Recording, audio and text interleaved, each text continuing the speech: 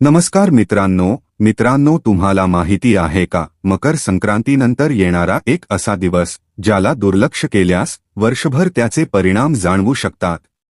एक असा दिवस ज्या दिवशी घरातला एक छोटासा वादही मोठ्या अडचणीचं कारण बनू शकतो.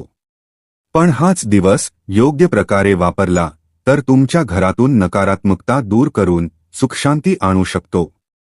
हा दिवस आहे किंक्रांत, ज्याला कर असंही म्हटलं जातं. मकर संक्रांतीचा सण 3 दिवसांचा असतो. पहिला दिवस भोगी, दुसरा दिवस मकर संक्रांत आणि तिसरा दिवस किंक्रांत. पौराणिक कथेनुसार या दिवशी संक्रांती देवीने किंकर नावाच्या राक्षसाचा वध केला. त्यामुळे या दिवसाला किंक्रांत असे नाव मिळाले. किंक्रांतचा दिवस अशुभ का मानला जातो? शास्त्रानुसार किंक्रांतचा दिवस अत्यंत संवेदनशील मानला जातो.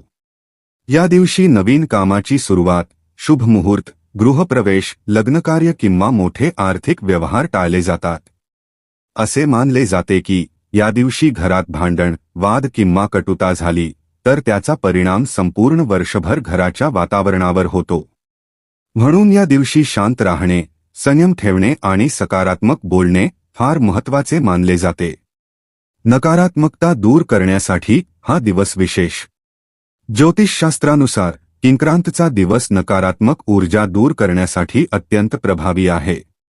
या दिवशी केलेले उपाय घरातील वाईट कंपन कमी करतात. नजरदोष, भीती, अस्वस्थता आणि मानसिक ताण कमी करण्यासाठी हा दिवस उपयोगी मानला जातो. त्यामुळे हा दिवस केवळ टाळण्याचा नसून योग्य प्रकारे वापरण्याचा आहे. बोरहाणाचे महत्त्व. किंक्रांतपासून ते रथसप्तमीपर्यंत लहान मुलांचे बोरन्हाण करण्याची परंपरा आहे. परंतु घरात 5 वर्षांखालील लहान मूल असल्यास त्याचे बोरन्हाण किंक्रांतच्या दिवशी केल्यास अधिक प्रभावी मानले जाते.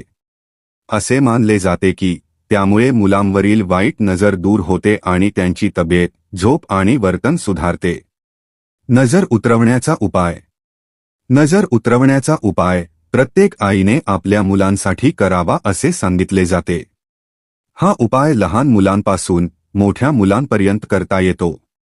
तो सायंकाळी 5 वाजेनंतर ते रात्री 12 वाजेपर्यंत करणे योग्य मानले जाते, कारण ते संध्याकाळी अधिक प्रभावी ठरतात. या उपायासाठी लाल मिरच्या, खडे मीठ, मोहरी, कांदा, लसणाची सालं, लवंगा आणि कापूर वापरले जातात. प्रत्येक घटकाला प्रतिकात्मक आणि ऊर्जात्मक महत्त्व आहे असे मानले जाते. मिरच्या आणि मीठ नकारात्मकता शोषून घेतात, कापूर वातावरण शुद्ध करतो आणि संपूर्ण प्रक्रिया सकारात्मक ऊर्जा निर्माण करते.